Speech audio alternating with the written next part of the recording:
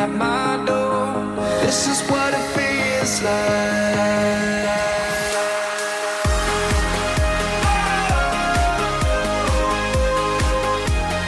This is what it feels like. Johnny, are you? I need morning. Yeah. Good morning. What is it? Was it Wednesday, right? Yeah, it's Wednesday. It's midweek already. Yes, midweek. I was born on Wednesday, so yeah, it's usually an exciting time for me. Every Wednesday is my birthday, technically. Yes, then every Thursday. We thank God. We thank God for giving us life. Yeah. We thank God that you have life yourself. We thank God that Ghana is 61. We didn't get some of the birthday cake, but it's okay. We know Bo. There's a national cake. Black Star Square yesterday. Oh, there was cake. The plenty birthday you didn't take. No, the cake. The cake. But that's the cake.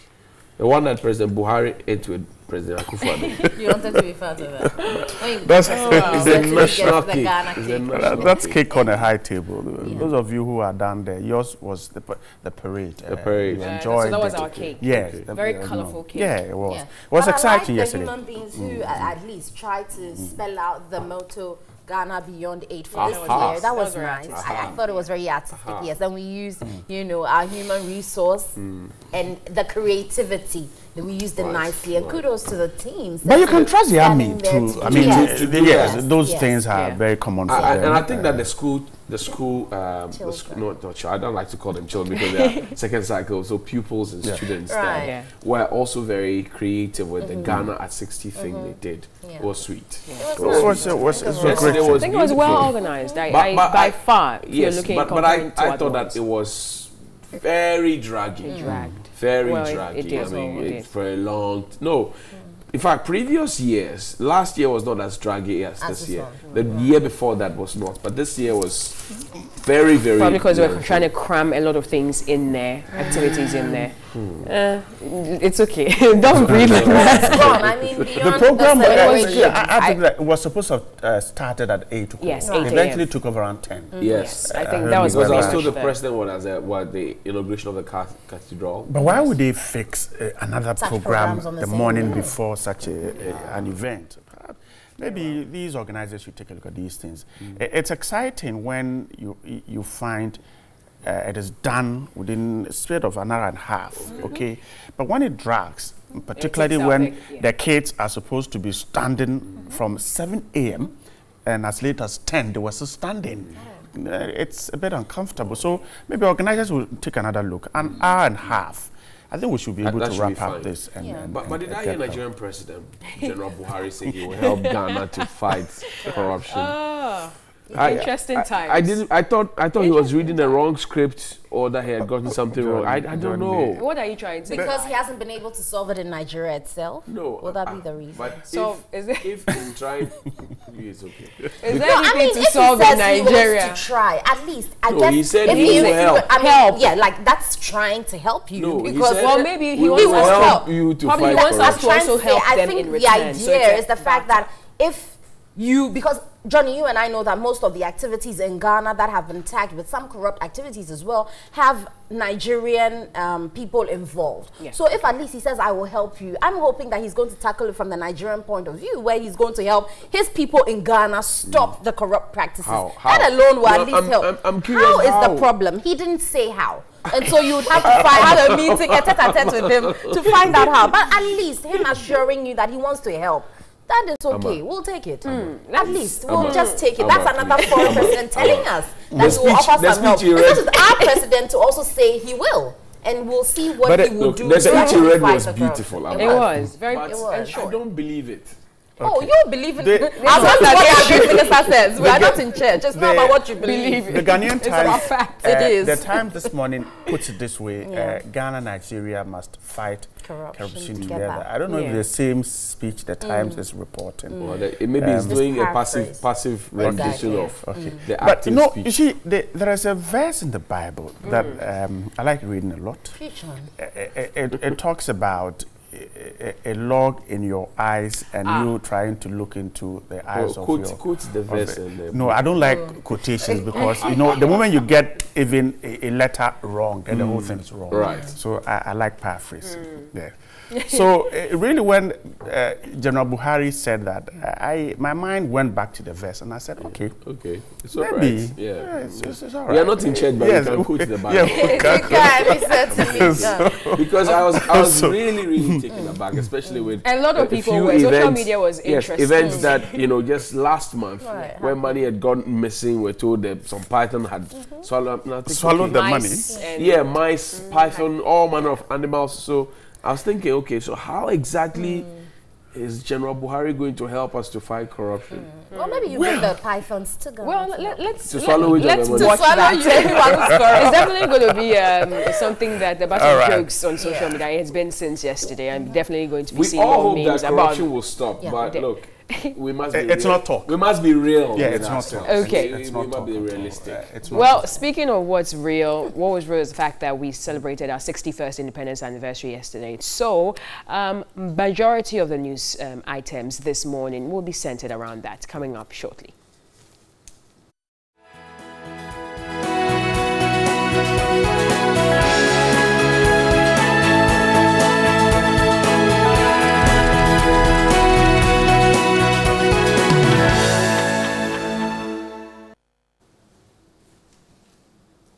Welcome back, and it's now time for morning news on TV3. I am Solace Rose Corte. Let's start off with the first story. And President Akufo-Addo says he will make sure there is no safe haven created for criminals to operate in the country. Speaking at the Independence Day anniversary celebrations in Accra, he stressed the police would be equipped to clamp down on criminal activity in the country.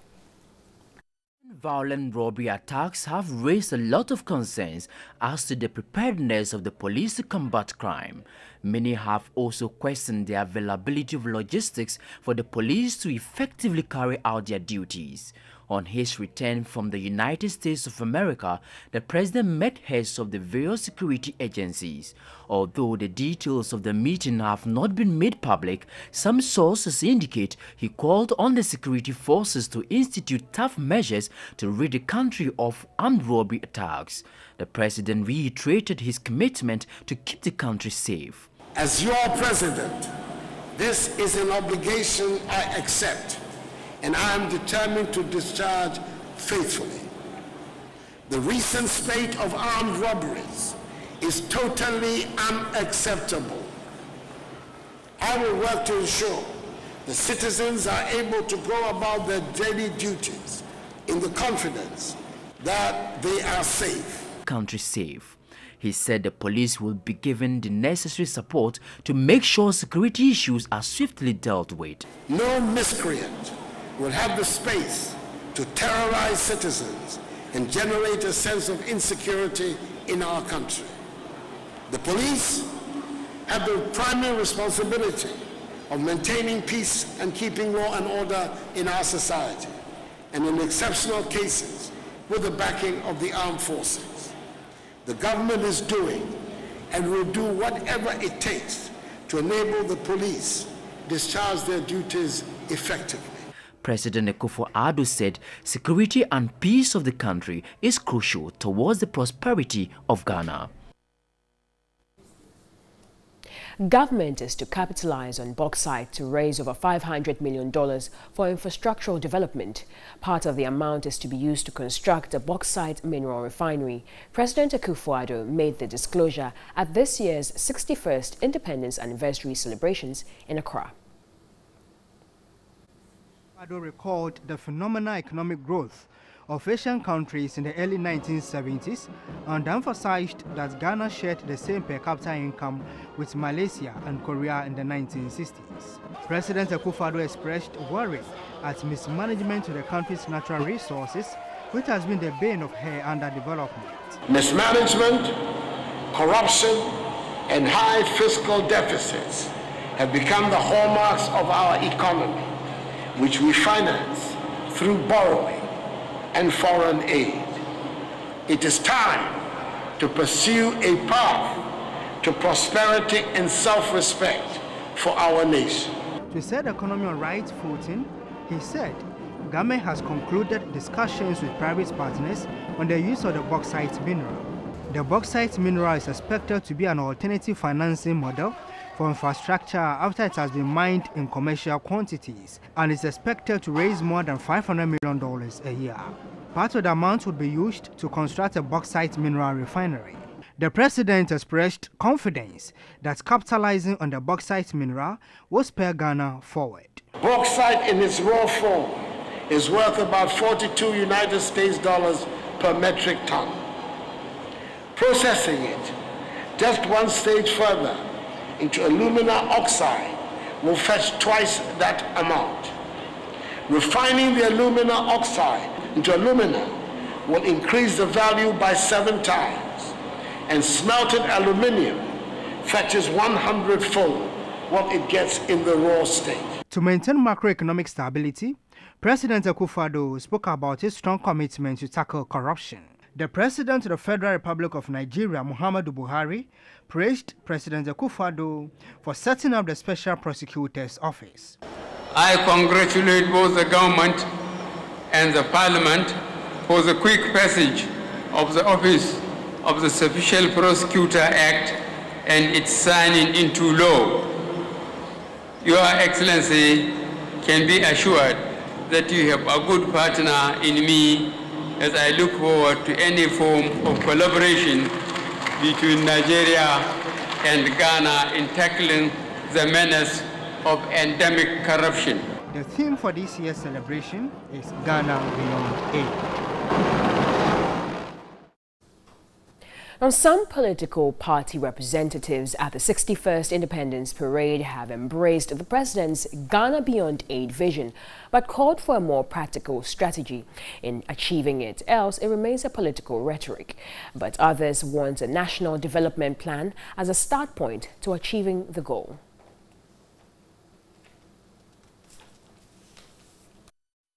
So the 61st Independence Day parade just ended, and the president drummed home his vision. The Ghana Beyond Aid agenda is still on, urging Ghanaians to come on board as we all strive towards achieving this goal. But how can we achieve this goal? Is it remaining a political rhetoric, or what practical steps are needed to be taken? It's not about rejection of help, it's about self-sufficiency. So if we're going to be self-sufficient, you see, if we have this thought in our mind that we can always go for aid, we can keep borrowing money, we will keep borrowing money and putting our country in debt. And our children and our great-grandchildren will be paying for things that happened long before they were born. And I don't think it's fair. Almost 2 years in government so far, you know almost all the policies they are pursuing and so on and so forth. What would you want to see different from what they are doing if we really need to achieve this vision? Well, for me, there are some key things that give you freedom. And you could say that even one of the things which will give you freedom is even access to housing. And so there are some simple policies which can be introduced which make it easier for people to get access to housing. Nothing is impossible. Other countries have done it. Some of the countries we've heard mentioned, like South Korea, Singapore, they all implemented several national development plans, and we started doing that many years ago. So it's not impossible. The other thing I would like to see is how our development, we can harmonize it and integrate it with the other African countries. Well, it's a dream. And in every leader has his dream. And you know this dream is not new. That was Osajifo Dr. Kwame Nkrumah. It is a dream, and that it was Osajifo's dream. 61 years, it is still a dream. A dream. So what can we do to achieve this dream? To achieve this dream, it means all Ghanaians must participate in it. We don't make developmental projects as partisan. It means that is why we have now tried to create a national development plan. That whether he's in government today or not, the next government will have to continue with what we have started. Beyond the sloganeering and President's daily shout about Ghana Beyond Aid, there is no proper framework, step-by-step actions that we need to put in place to ensure that we are able to manifest Ghana Beyond Aid. We are a nation of deficit in almost every facet. deficit in infrastructure, deficit in health, deficit in education, deficit in every department that you have come out. Above all, the unemployment rate that engulfs us is alarming. It has led to all manner of social vices, including armed robbery. So when the president is shouting on the rooftop, Ghana beyond aid, what is the roadmap? Ghana must be beyond aid. We should not always go and borrow for borrowing's sake to pay our bills. We can generate that income here by helping the government planting for food and jobs. If we produce locally, and I mean production of organic products, I'm adding organic products. There's a whole world out there in the Western world. And still on the Independence Day celebrations from the Eastern region, our reporter Yvonne Nikwe reports 66 children collapsed during the anniversary celebrations held at the Jackson Park. We'll bring you this and many other reports from the regions. The Independence Day ceremony, which was held at the Jackson Park in Koforidua, lasted for 4 hours. School children were smartly dressed for the celebration. There was gymnastics and taekwondo display. However, Red Cross recorded 66 school children collapsing during the celebration. This raised concern about the late start of the event. In Accra, the program started at about 9:30 a.m., unlike during previous years when such programs began as early as 8 a.m. and closed before midday. This was to prevent school children and others from standing for long hours and fainting. For the first time, the trooping of the band was performed by student cadets selected from various senior high schools in the New Jobin municipality. And in Kumasi, about 70 school children and security personnel fainted during the anniversary celebration. Meanwhile, 32 schools participated in the parade. From Kintampo in the Bonahafo region, 33 school children and 3 cadet groups also marched. Some children also collapsed. The Municipal Chief Executive of Kintampo North, Michael Sarkodie Boafo, called for peace among feuding factions on chieftaincy and land disputes in the area. At Sunyai, the Regional Minister Kweku Asomachiremi also reviewed a parade and said the fight against corruption cannot be complete without the passage of the Right to Information Bill. Also at Ningo Prampram, about 1,000 children comprising of 5 private schools and 25 public schools took part in the 61st Independence Day anniversary. The District Chief Executive, Jonathan Teidoku, implored residents to rally behind the Assembly for development.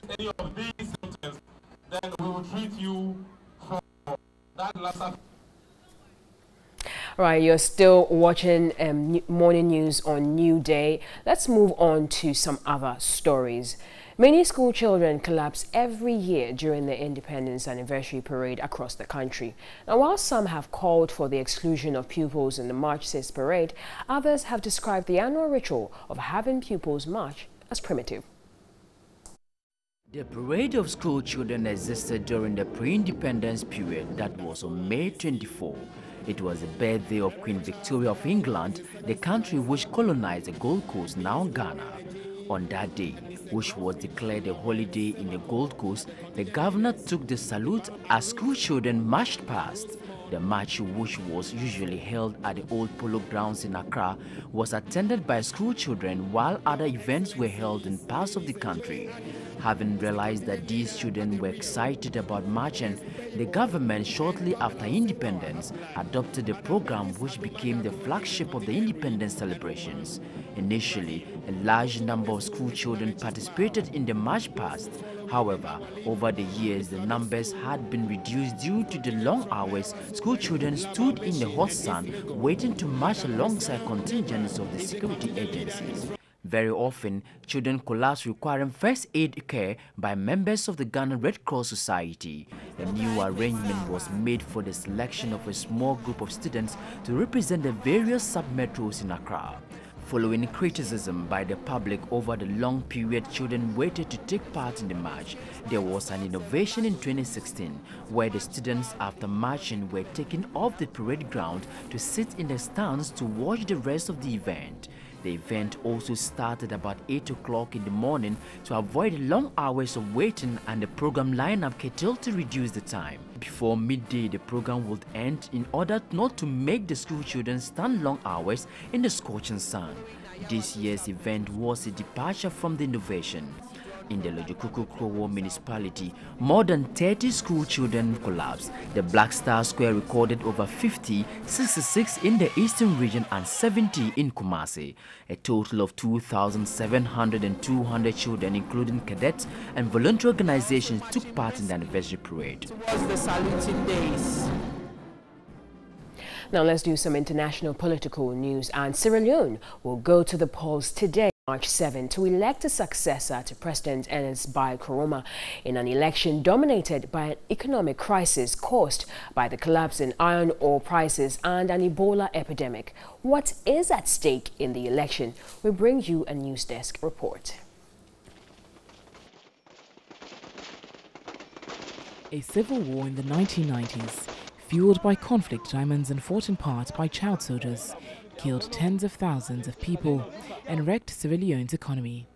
An iron ore boom, this millennium enabled years of double-digit growth after the war. But this was cut short by a 2014 Ebola outbreak and a sharp drop in the price of its vast iron ore reserves. The epidemic and the global commodities downturn shrank the country's economy by a fifth in 2015. Since then, growth has been lackluster, and many crave a sharp departure from Koroma's 10-year stint that they say did little to improve ordinary lives. Sierra Leone is aiming to consolidate its democratic credentials and that of the West African sub-region when they go to the polls on Wednesday, February 7, to elect a set of political representatives. 16 candidates are vying for the top job, and 4 are seen as having a realistic chance of following outgoing President Ernest Bai Koroma, who has served his maximum 2 terms. Politics has been dominated by 2 ruling parties since independence from Britain in 1961. The ruling All People's Congress, which is fielding ex-Foreign Minister Samura Kamara, and the Sierra Leone People's Party behind Julius Bio, who briefly ruled as head of a military junta in 1996. Sierra Leone stands at 179th out of 188 countries on the UN's Human Development Index. Unemployment, lack of water and electricity, fighting corruption and housing are main issues that will be the decider on Election Day, after a mudslide in the capital Freetown last year killed 500 people. On March 7, Sierra Leoneans will head to the polls, knowing that the elections will hold critical significance for the country's democracy. Well, that's all for morning news this morning. I am Solace Rose Quarter. We'll be right back with more news updates after this. Don't go away.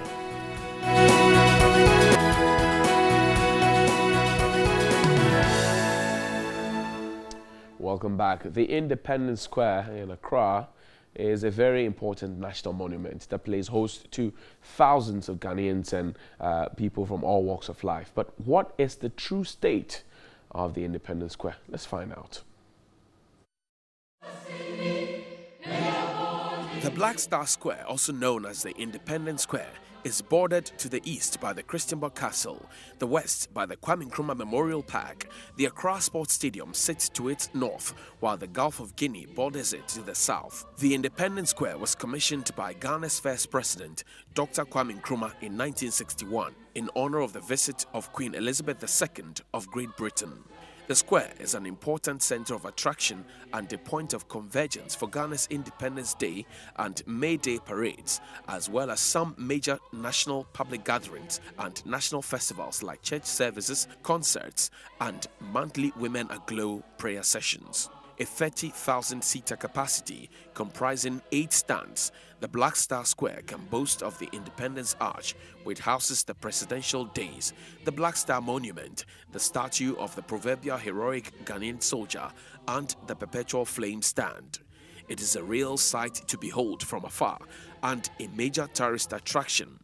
But what is the inside story and how safe is it? And can it continue serving the purpose for which it was constructed? On the eve of the 61st independence anniversary of Ghana, the Community Connect team visited the Black Star Square to observe preparations for the celebrations. We didn't struggle to identify various degrees of visible cracks in the stands, under the stands, in the gutters, and even under the walkways. The sitting area at the 57-year-old edifice has more cracks than its age, yet it continues to play host to thousands of Ghanaians and foreigners alike, including children of school-going age. The cracks are on every side, presenting a risky picture. The iron rods, supposed to be concealed in the concrete, are visible. Not even the presidential section reserved for the most important man in Ghana is free from cracks and what seems like a prolonged neglect. Surprisingly, the president is often not up there alone. Other presidents and esteemed visitors of our beloved nation are also hosted there, including high-ranking officials of state and other very important personalities. This door had almost fallen off since one of the hinges supposed to hold it in place was not available as at the 5th of March. The gutters have their own share of the cracks. The slabs and the waste pipes tell a sorry story that must be heard by all and sundry and fixed immediately. The terrazzo steps that leads to the perpetual flame stand that plays a significant role during the independence festivities cannot hold on anymore, so they have given up and are falling apart. They are shaky. This access bridge tells its own story, a story of gradual decay concealed under the guise of a wooden bridge. And where are the seats? Who took them? Do they know that it cost us an arm and a leg to install them? Who has the duty of care to protect our investments? Will Dr. Nkrumah be happy with how we have managed this priceless gift which he bequeathed unto us? Is this what the Black Star stands for? And oh, is this how well we can manage our own affairs after 61 years of independence from the colonial masters? Who will fix this mess? This is the story at the Independence Square. The liberation soldier, the perpetual flame, and the beautiful emblem of independence. When hundreds of Ghanaians, and indeed thousands of Ghanaians, gather here at the Black Star Square to celebrate the efforts of our forebears, will it be in freedom and justice, or will it be in fear because of the cracks? Will they have their hearts in their mouths? What are duty bearers doing about this? Does this reflect our attitude towards maintenance? For Community Connect, this is Johnny Hughes from the Black Star Square in Accra. And that's the state of the Independence Square. Yesterday, I must confess, while the ceremony was ongoing, sorry about that, I was wondering, what if? Because the crowds were there, they were in the stands. The president was up there with our special guest, President Buhari of Nigeria, other dignitaries. So what if? That was all that was running through my mind as we ran commentary and we were running up and down trying to get people. I was asking, what if? I don't know when we can get this attitude of maintaining the very thing we speak so much of, when we can get it right. But it looks like every attempt to put that spirit of maintenance into everyday things that we do is simply not yielding results. I mean, it is, look, even what you saw there, perhaps it is because you don't find the cameras going there every day. Right. Because, I mean, if you take a camera there at the ordinary day, I'm sure you find a security officer trying to suggest it's a public security zone and so. But it is all over. I mean, facilities are broken down, they are left unattended to. Even when we have to use these facilities, we still have these things seen and left. I don't know when we can get it done. I'm just confused about it. But you know, moving away from even the security or the state of the place, I'm wondering. You talk about the fact that we may find a security personnel on the ground there on other days. Yeah, any but I want to believe there wouldn't be anybody anybody securing this place, because if they were securing it, like Johnny asked, where are the chairs? Why would people take them? And when you actually drive across, you see people using. There are some washrooms on the side. People are using those facilities as if they were public toilets made for their everyday use. Right. But these structures were constructed for special occasions, such as when the Independence Square is actually being used. So during the time when it's not being used, are we looking at it at all? Or it's just left to everybody, and then when we need to use it, we come and try and, you know, polish it up to look almost good and new for the celebration. Look, if you can't maintain it on a daily basis, then what are you doing? Yeah. Because every month or every year we need to celebrate. We're going to spend money to try and get the chairs fixed, to try and paint the place. But if you're doing it on the regular, you reduce the amount of money you pump into this on that day. Exactly. Look, I said money. The 5th of March when the team got there, we got there around 2 p.m. I mean, they were now painting the place. Right. I'm talking about the presidential section for the ceremony on the 6th. So 5th, we're painting for 6th.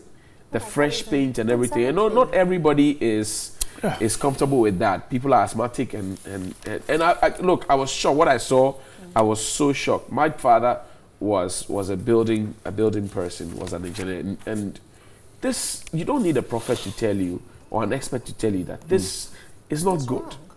This doesn't look good. Unless, of course, the items they even use to polish up the place is low, inferior quality. Otherwise, I don't see why you would want to do it just a day before so that it still looks brand new. Because you could do it way ahead of time. You could do it a week before, a month before, many years before. Look, and it would still be in a good state for us to use on that day. The facility was put together 57 years ago.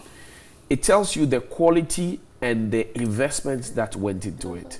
57 years down the line. Is this the story that we want to tell to the world? Good morning, Mr. President. This is where you sat yesterday.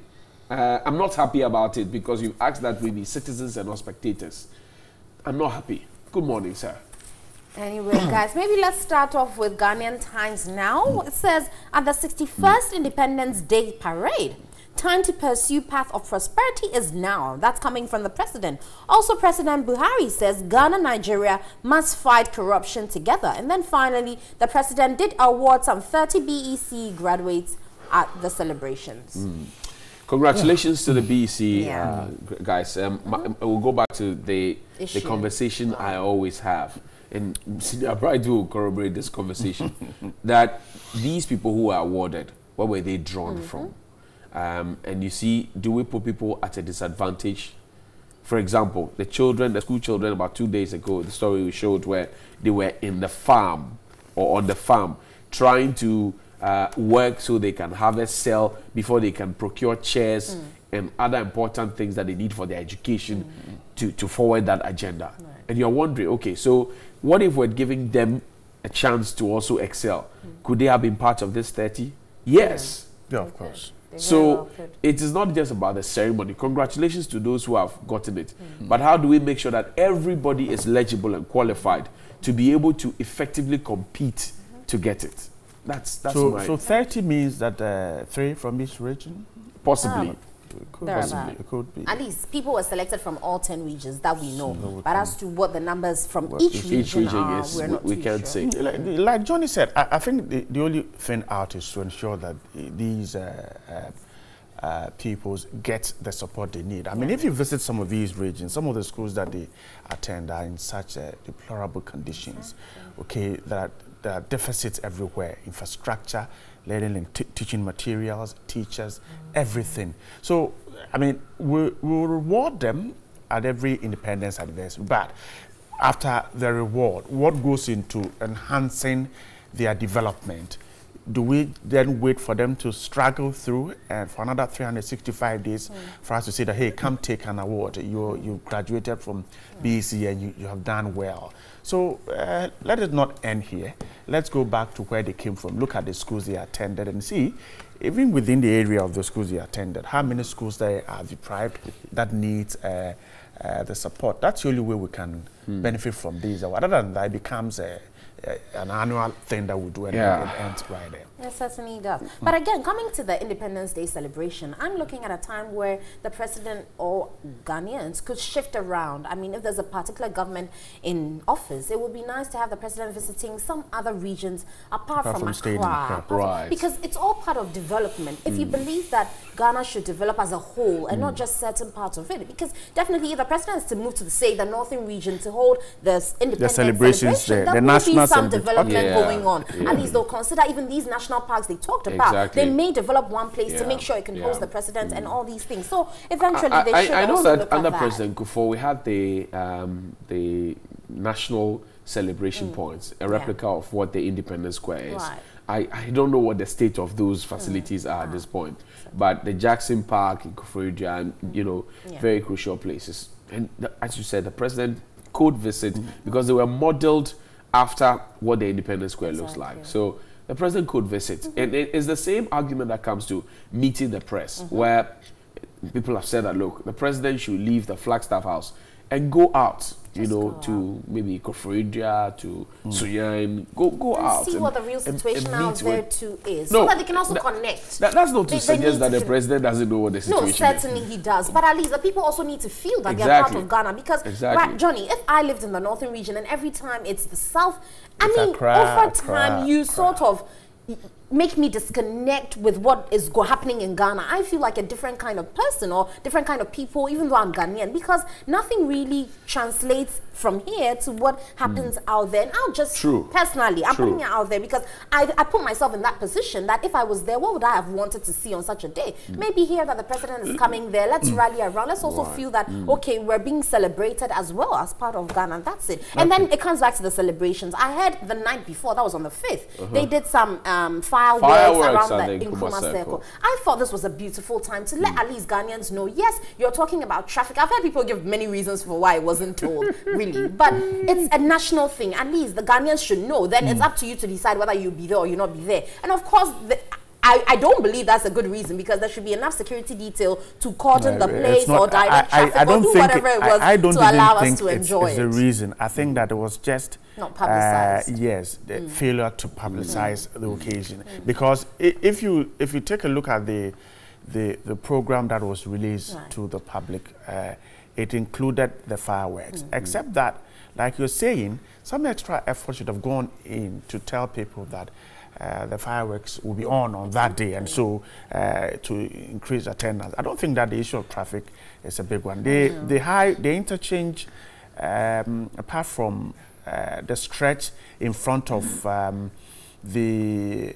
Nima police station through Silver Cap, that you see traffic. Right after that, it is a free all the way to the Obechebilamte Circle. And so I think that around 8 o'clock, you won't find a lot of traffic there. Exactly. That should scare anybody. Even by 7 p.m., you know, it's toned down. Yes, it's toned down. So they simply forgot to let people know. I mean, last year, I remember that it was done around the Dankwa Circle. There was at the Dankwa Circle and then the Independence Square proper. And the traffic was thick, really thick at Dankwa Circle. So I'm sure it was what informed, you know, for us to move. But you remember that last year when the Ghana 60 years on celebration, you know, started, the president at the Independence Square gave a torch to Professor Zuma Nelson and said that the torch will go around the country and return to the Independence Square on the 6th of March 2018.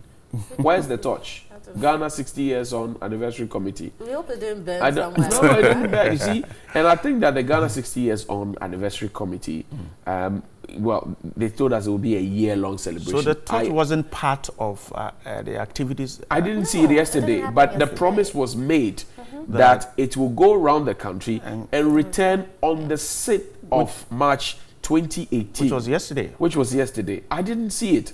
I didn't see Professor Zuma Nelson there as well. But I saw the president there in his fine African print. So I'm thinking, where's the torch?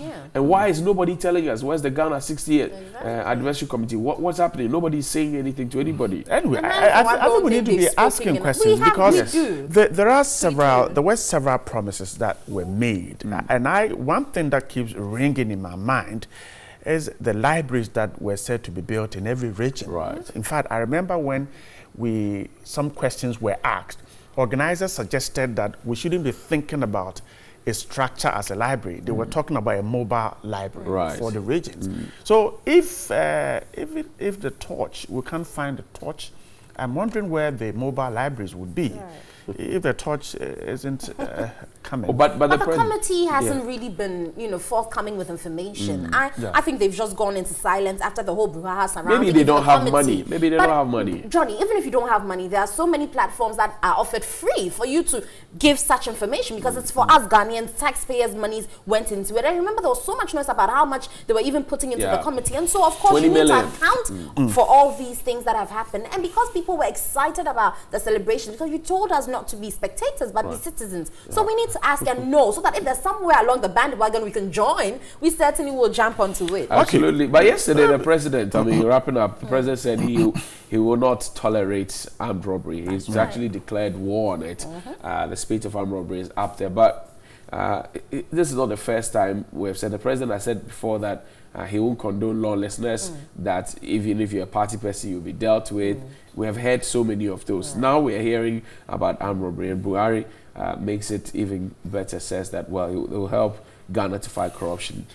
So when the president says he has declared war, what exactly does it mean? That armed robbery will stop, that there will be an increase, that we will vote resources into retooling the police, because 2 weeks after we were told that the police will be retooled, I'm yet to hear that the police have been given money to go and buy, or the Interior Ministry has procured X number of weapons or whatever it is that they lack to perform their duties to do it. 2 weeks after. I understand that the procurement process takes some time, but could we have done it on a certificate of emergency, knowing what the actual situation is? What is war? And is war on a note of urgency as well? What is it? So when the president says it's declaring war on armed robbery, is it just another promise? Is it rhetoric? Is it an assurance that should be taken based on what we're seeing and hearing? Johnny, if you read some of the stories, he's asked the Operation Calm Life to be enhanced. There's also a story I saw in one of the papers that the finance ministry is to quickly release money to the police service to purchase the equipment. So maybe that's what the president means by war on robbery. So let's see how it goes. But like the key thing is to see the real things being done, not to around us. We must feel safe. If we don't feel safe, then there's no point for the war, because the war must win. We must win the war.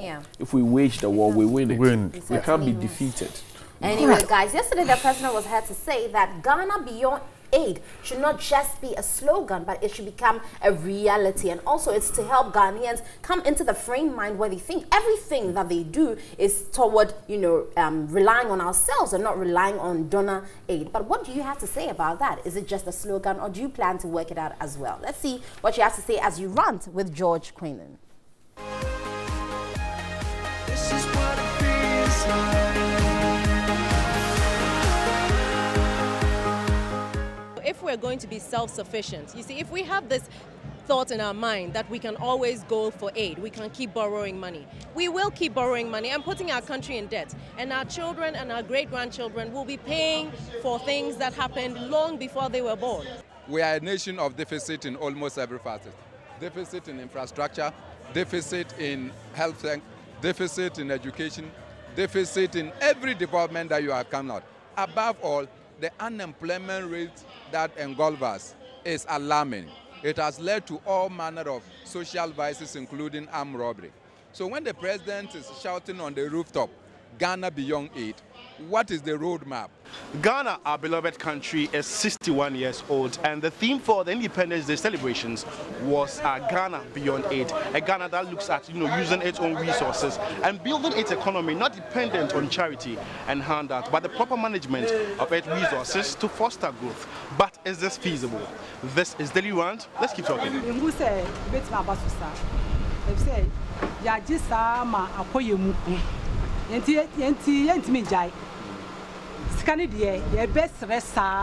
saw your optimistic thing, so a baby bad. What's it about? It's a bread, dear. Papa, a bit touch. Oh, now, dear, I'm penny for no air canoe. Nana, and your walk. Okay. I think it's kind of rhetorics. You understand? One thing with this government, one thing I've observed with them is that they are very good at putting up nice phrases. If you look at their actions... Would they be the first government to, be putting up those nice phrases? Yes, but they seem to be the best in terms of putting such nice phrases. Other government might have done so similarly, but they are very good at it. Because if you are looking Ghana beyond aid, you don't go and appoint so many ministers. It means you would have to delve deep into the coffers and take so much money to pay those ministers. But here's the time where people want to see development. We've just selected all the people, portfolio and all that, to work. Yes. To meet the demand. Are they actually, what is the output so far? Okay. That's the question, that's the big question. You see, we need efficiency, not the quantity. We are not seeing that.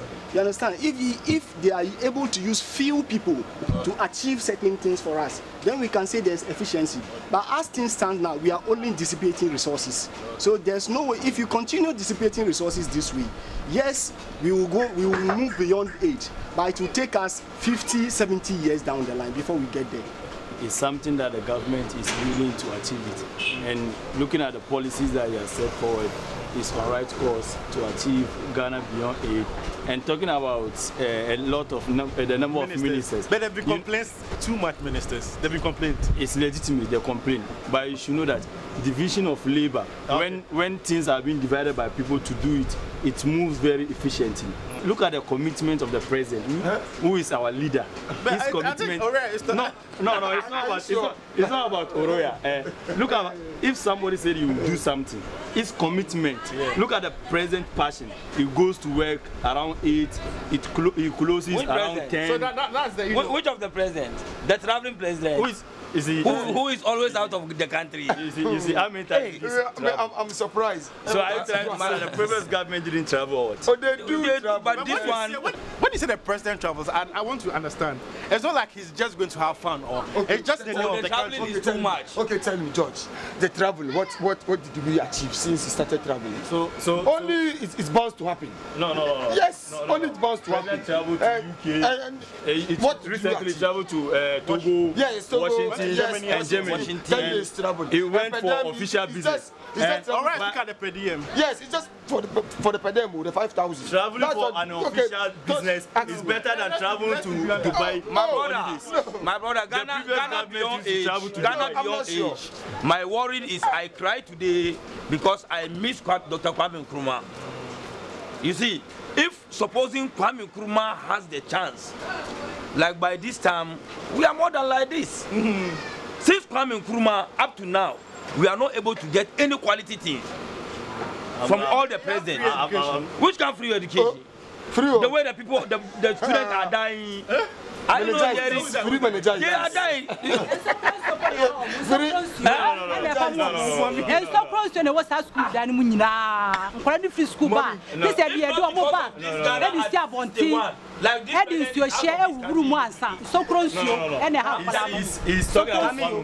Coming back to efficiency. You have a government that appoints as many as about 11 security couples. What is happening in Ghana? See the security situation. Just 2 days ago, Yoweri Museveni of Uganda, he sacked his police chief for similar incidents. So what that you understand? I want that, but the president was in America. The president was in America. Because of that situation, he spent, instead of 10 days, he spent 8 days. Fine. But the question is, when he came down to Ghana, what happened? What did he put in place? Timelines to, this whole Ghana beyond aid thing. What time do you think will be suitable for us to get there? Let's say it will be the next 2 years, 3 years, or let's say, I know it can't be now, but what time are you envisaging? Yes, time limits, yes, but it will depend on the kind of government we have. When you have a government that spends so much, Massa, the time period will elapse. Exactly. It will go long. Exactly. It will need more years. Exactly. But if you get a government that is very efficient with the resources, then with the Ghana beyond aid, we can achieve it within 10 to 15 years. But with this way, I tell you, it will take us 50 years. Modi Ghana. Hey. Some to be jai. I saw my sad, the free Shasiano, or my sama Kayo, Yoho. Daddy on Benny say, money and Quakia for Supa, Nadjani. Oma Kuafo, Emma, Adriani, Emba Krom. Adriani Bakroma, Adriani Bakroma, Bia, easy. If these people, those who are claiming John Mama did something, if John Mama was able to, if we were able to build a good foundation, we would have started a building. But now we are going back to build the foundation. What time are you looking at? What time? Oh, the time I think about 15 years to come, but it depends on the government. You know, we keep changing, and the government that will sure this government will go for about 10 years. Which government? This government will go for about 10 years. My brother, Ghanaians, are you not hearing the cry of Ghanaians? What are Ghanaians saying? They are suffering. I know just this week, the ETPRC, the tariffs. Just yesterday. Let me tell you something. They always suggest when they see something is going to happen, then they bring in something to sweet Ghanaians. It will disturb us. So to me, if only MPP will be in power for just for 8 years, then it take us like, let me say, like 1,000 years to achieve it. I'm telling you for a fact. But if we're able to change MPP within 4 years, I think less than 15 years we will go beyond it. I'm telling you for a fact. Next 4 years will be the joke of the center. No. Because after seeing this tremendous development and what development? Let me listen. What development? Identification card, GPS, the address code system. My brother, when we are looking for road digitization, when we are looking for road and infrastructure, look at what we are talking about. Because of efficiency. Let's listen to this song. Okoni boko boko ubedu. Boko ubedu. No, it means let's remove the political lenses. Let's remove the political lenses. Look at it. So let's remove the political lenses. And no, sir, time be do need do. Like it will take time for us to get there. Let's rally behind the president. I'm not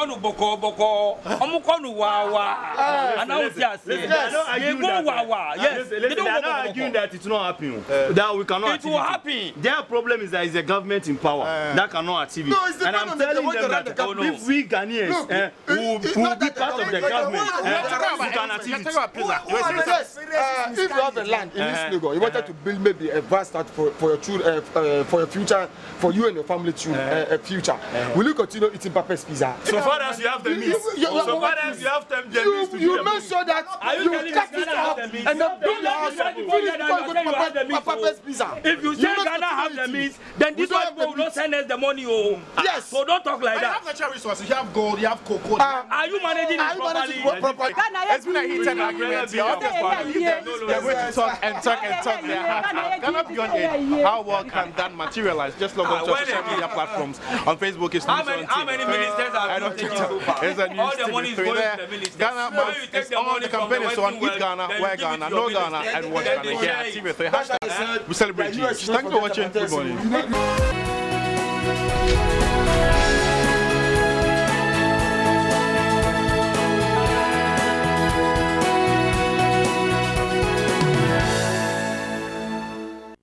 Right, the Independent starts the morning and says that I will crush armed robbers. President Akufo-Addo there talking, and Buhari lauds Ghana's role in Togo peace deal. The Daily Graphic has Ghana beyond aid achievable. That's according to the president. The smiling two presidents, Nigeria and Ghana here.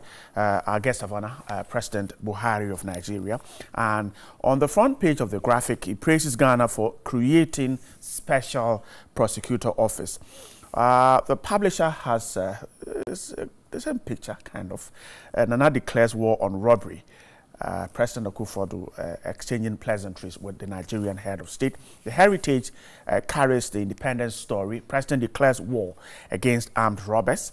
The Statesman put it this way: no way for miscreants. President warns. President Akufo-Addo in a handshake with the former president John Ejikun Kufuor, with the ex-president Rawlings and his wife in the photograph there. The Times carries the similar story from the Independence Square. Time to pursue path of prosperity is now. That's the president talking when he was, the photograph is showing him lighting the perpetual flame. Those were some of the papers I have. My guest this morning, the Deputy Chief Executive of the Ghana Export Promotion Authority, is here. Eric is once again here. Good morning. Good morning, Brian. And happy independence after yesterday. Same to you. How are you? I'm great. After 61 years, we're stronger. That's how we are. Thank you for coming. My pleasure. Thanks. And then also have a member of the NDC's communication team, Alhaji Mohammed Naziru, here. Good morning too. Good morning. And happy independence too. Well, thank you. Except that my friend never invited me for any of the parties I had yesterday. That was not fair at all. Well, I'm not sure there were any parties. Oh, you didn't know about it. You needed invitations too. All right. In our parts of the world, you don't invite anybody to a party. Oh, really? We have something about discussion. I want to avoid it. Especially in this day where it's become very difficult. You don't know who is watching to strike you. All right.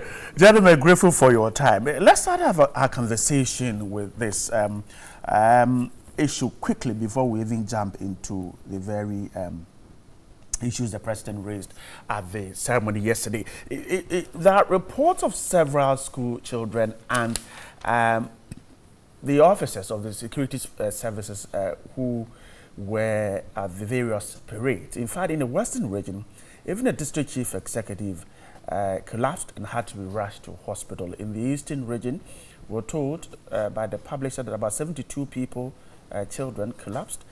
We saw some of the photographs from Accra yesterday, the Independence Square, several of the kids and even some security personnel going down and had to be evacuated from the parade grounds. How do we mark this day and ensure that the people who take part are not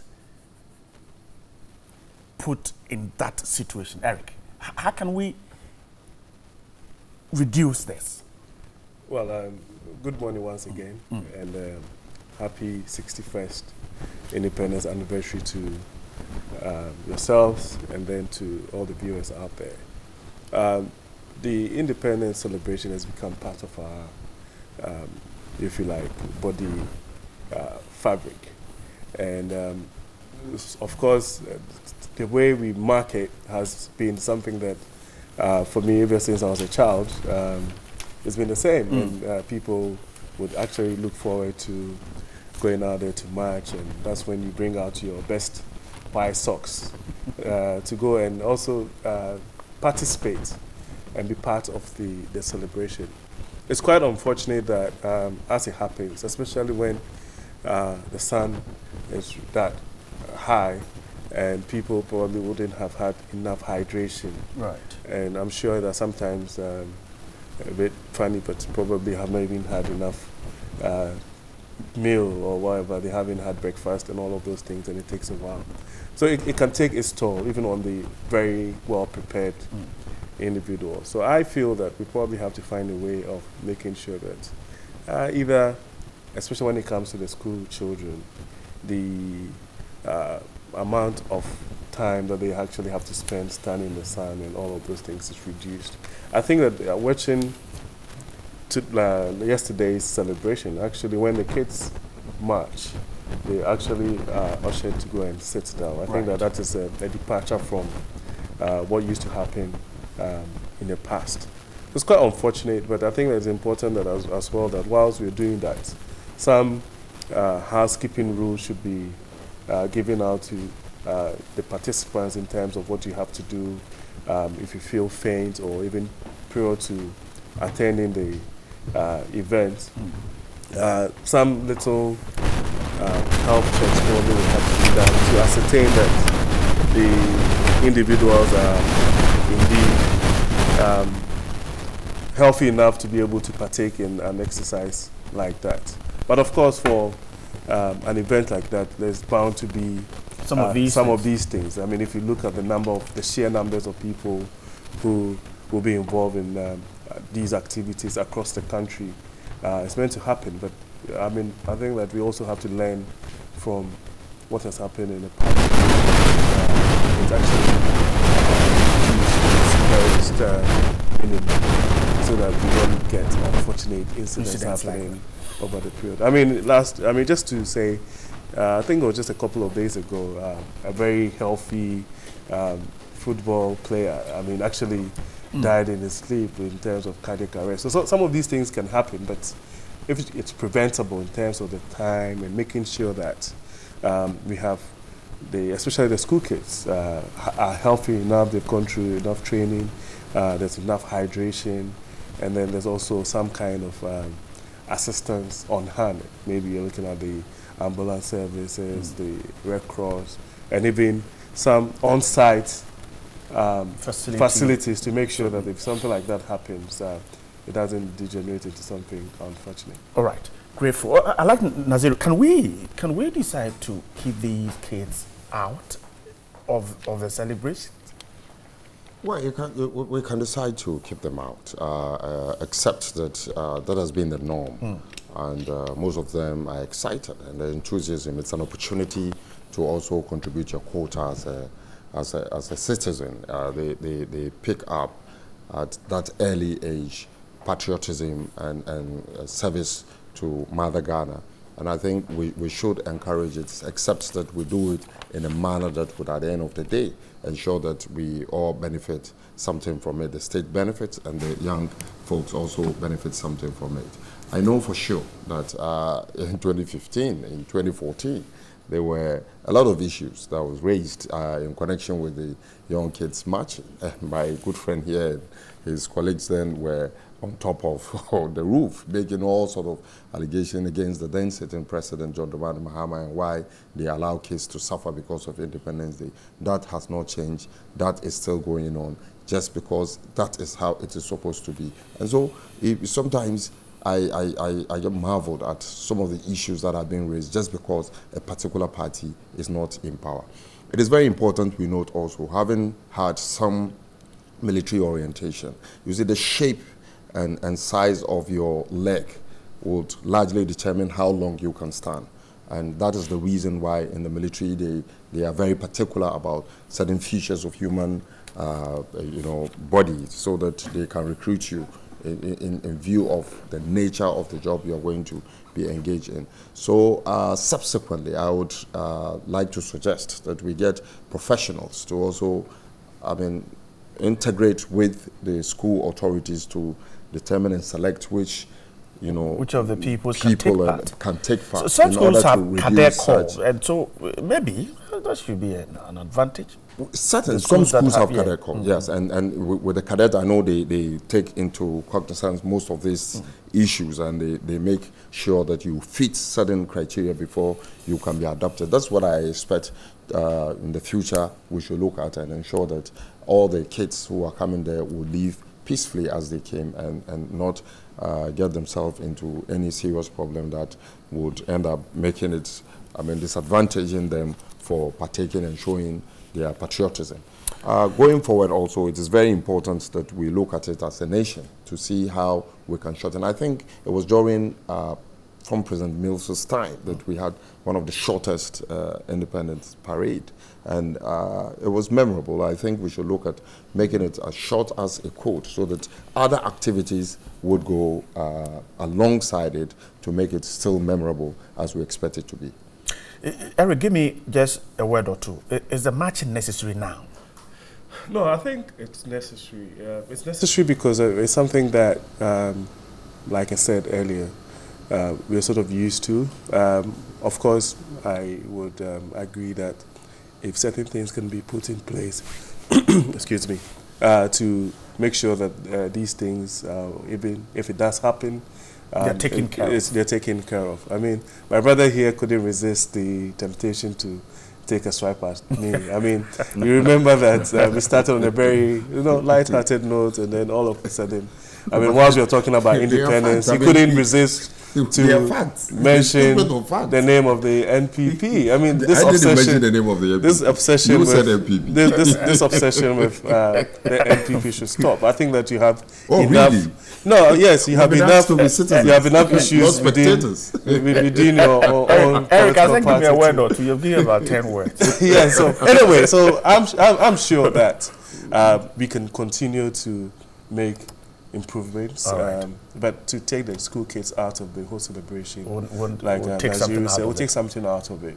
Okay. If it means that we need to shorten the time that they spend out there, so be it. Probably even a time. I mean, I don't think that it's set in stone that it has to happen at 9 a.m. or 10 a.m. and you go there, you leave home at 5 a.m. So we can decide that we'll do it at a time when the sun is low, and all of those things. We can think of because yesterday you saw for us that the kids had lined up by 7 a.m. and the program took off at 10 a.m. Which means they had been standing there for that is my point. That if it's done in a more efficient manner, probably it's done in such a way that immediately the kids are there, the program takes off. So that you don't have to, they are held in a holding area for a while, properly nourished, hydrated, and then once the official ceremony is about to start, then they can do so. I think that we don't. Eric, I'm grateful. I'd like you, Nasiru, briefly, the marching, should we continue marching? Oh yes, it's good we march. It is an opportunity also to showcase the resilience of our security service. It is an opportunity. Not even for them, for the kids. Yes, we should. I think, you see, we need to inculcate in our children the spirit of nationalism. And if they take it to be saving the nation and also contributing to the socioeconomic well-being of our country, I think we must encourage But they march every morning in their schools. Why would they take one day to come? Yeah, but this is a national issue. They are leaving their schools. They are coming in with all the euphoria, the enthusiasm to also to be seen as Ghanaians, also partaking in the Independence Day celebration. I think it's a positive thing. We must do it, and do it such that everybody will benefit: the kids, the nation, and the schools. I'm grateful. Now, the president's speech. The Daily Graphic puts this one and says, Ghana beyond aid achievable. Now, the president, Nana Addo Dankwa Akufo-Addo, says the government's quest to ensure the development of Ghana beyond aid is achievable. He said the determination of his government to ensure that Ghana weaned itself off foreign aid was grounded on the fact that such aid was not the panacea for national socio-economic transformation. This was at the Independence Square. And he said that we have been on that trajectory for most of the past 61 years, and it has not happened. One other reason the country and Africa could not continue to rely on aid is that there is aid fatigue. Even if there is no aid fatigue, and with the best will in the world and the most charitable government in place in the so-called donor countries, there will never be enough aid to develop Ghana to the level we want. The president said, aid is never meant to be what will bring us to the status of the developed nation. That's the president talking there. Eric, let me start with you. Is this achievable? Well, I mean, within the context of yesterday's speech, I would say that if I'm not being biased, that's probably the best Independence Day speech I've ever heard. And it's because of the sort of conviction that the message carried. And this is a president who has shown commitment to move away from the norm, or I mean, if you like, the status quo, to go beyond just mere rhetoric, to one, enjoin all Ghanaians to be part of the transformation agenda to move this country from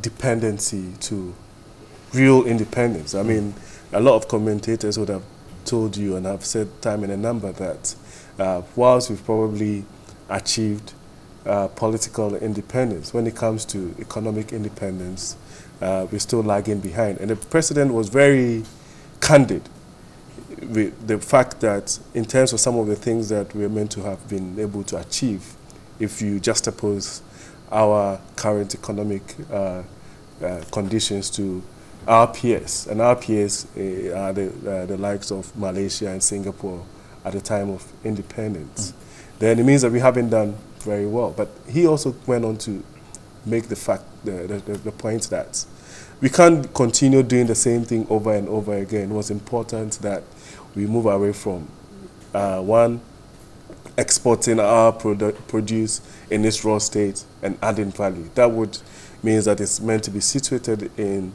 a grand industrialization agenda, and that is what the president is pursuing. There's one thing that the president actually mentioned, which for me was probably the most profound statement I've heard for a long time, that the gap really between the rich and the poor nations is not necessarily the resources that you find underneath, or the oil deposits or the gold that we have or the arable land that we have, but it's bound to do with something called technology. And that if we're able to bridge that gap and educate our people, we are going to be able to produce engineers, doctors, scientists, lawyers, doctors, broadcasters like yourself, and all of those things to help transform our economy. And I think that that is something that we all have to take into cognizance, especially the fact that, I mean, today, the biggest companies in the world are not the oil companies or the gold mines or whatever. These are the Googles and the Ubers and the Microsofts and all of those things. And that, for me, single-handedly struck a chord that for us to be able to progress as a nation, develop as a nation, of course, quite apart from the fact that we have vast natural resources, it's imperative that we look at what the global trajectory is, and you can't do away without the technology of it. So for me, it is achievable. It's achievable. But if the president and then says Ghana's place, if the president says it is achievable, what is there to show that it is achievable? Well, so Ghana's place in Africa, in the whole Pan-African context, and even on a global stage, has to be brought into perspective. What is it that we as Ghanaians are bringing to the table? And that, for me, is extremely important. And it's achievable because even if you look at the record of this administration, I mean, the president mentioned a plethora of achievements in terms of GDP growth from woeful 3.6% to 7.8% last year. Interest rates are coming down. We are achieving the fiscal deficits that we've not been able to do for a very long time. So in terms of even the economic indices and the trajectory, we have shown clearly that with some kind of good economic management practices, we're able to achieve some of these things. Again, he went on to enjoin all of us to play our role. So we had issues with the fact that corruption had been endemic in this country. The president has shown commitment by setting up the Special Prosecutor's Office. He made a commitment that the Right to Information Bill would actually be passed in this particular next parliamentary session. So all of these things is a clear indication of a president who has shown commitment and is doing the right things. It's saying the right things, and it's not just mere rhetoric, but it's also backing up by action. Would it be, finally, before I go to Alhaji Naziru, would it be legitimate for people to say that Ghana Beyond Aid, fine, let us see a clearer path to achieving this instead of just talking about it? Yeah, but then the path is clear. The president made mention of the fact that the cocoa farmer, for instance, who toils and is able to grow cocoa, actually makes about 10% of the value of a cocoa bar, or a chocolate bar, for instance. And that would tell you, it's a no-brainer that for us to be able to make any progress, we need to be have a mindset of adding value to the things that we do. And that has also dovetailed into a grand one district, one factory policy, which for me, I think that will single-handedly change the face of our industry and our economy in years to come. The president made mention of the fact that we're going to use our bauxite deposits, for instance, right, as a new funding model to be able to secure the infrastructure that we require. These are bold steps. These are bold initiatives that, for me, would change the face of our economy.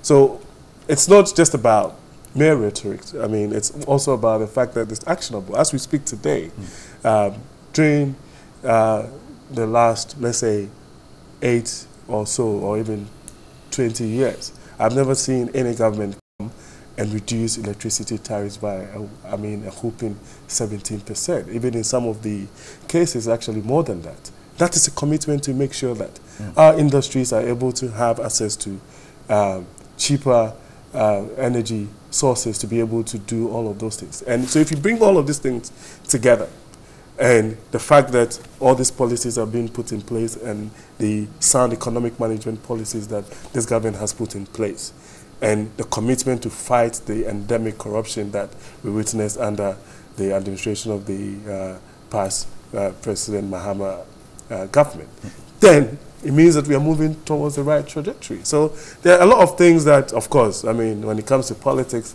and Nigeria here is actually waiting for this opportunity. But the truth of the matter is that the average Ghanaian out there, right, has seen that there's a government that is showing commitment and all of this. You see, and one thing, just to wrap once up. You've invited our arguments, the NDC are suffering from an integrity deficit. You know why I'm saying that? You see, hitherto, because of their historical antecedents, they were pandering to some sort of socialist siege mentality kind of politics where everybody says, they sort of congregate minorities and people who feel marginalized and everything. And so nobody likes us. Now, the average Ghanaian is becoming more enlightened, more sophisticated, and has an appreciation now. These people who claim that they were fighting for us now come into power, and then all of a sudden, even by just coming to do something like a mere guinea fowl factory, they end up in Burkina Faso. And all we find is people buying houses in Dubai and buying private jets and grabbing everything left, right, and center. So the average Ghanaian now says that, this is a government, an MPP government, that actually is coming from an ideology that says that every Ghanaian should be given an opportunity, right, through fair means to be able to make something for themselves. Right, and that's why we are here today. And that's the reason why Eric, I'm grateful. They ended up with a woeful 44% or so. And if they don't change, and that's an admonition, they don't change. I think that even that 40% mark would be almost unattainable. I'm grateful, Eric, for your time. I like Nasiru. Now, this Ghana Beyond, is it achievable? Do you see this government putting, like Eric said, the indicators for you to see ahead that indeed a nation beyond aid is achievable? Well, I think he's taking the wind out of my sail and wanting to sought to let me speak the way he wants me to speak, but I will continue to speak the way I want to speak and would not run away from the facts. You're a veteran. I can't get you to speak anyhow. Yeah, thank you so much. Prepared notes. Thank you so much. And run away from the fact that I sit here representing a political party, whilst he also represents a political party. Right. For that matter, we do party politics by our constitution. We will continue to talk in that direction. It is not against the constitution, it's not against the rules. It is very important we put things in the right perspective. I think you gave him the opportunity. In his submission, you should tell us, and the viewers will also conclude if he's been able to tell us what they have put in place to ensure that we achieve this wonderful objective. It is wonderful. That is where we aspire to. That's a Nkrumah's dream, though. That is where we aspire to get to.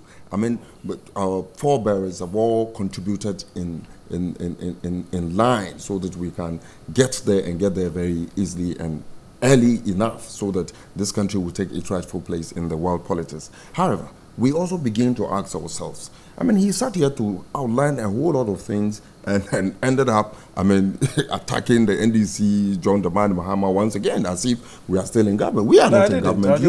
You are in government. You do things differently. If when coming here, you've been told that your government is advocating for Ghana Beyond Aid and has outlined wonderful, outlined wonderful criteria that has been put in place to achieve this objective, you would have come here and highlighted tell Ghanaians so that Ghanaians will be convinced. But since you don't have, you have to resort to the old way of doing things, attacking John Dramani Mahama, attacking NDC, corruption. But he mentioned one district, one factory. I mean, that is one district, one factory is not the panacea to solving the problem of Ghana Beyond 8. There is a lot to that, a lot. Indeed, the president himself has admitted that one of the things you need to achieve this objective is discipline.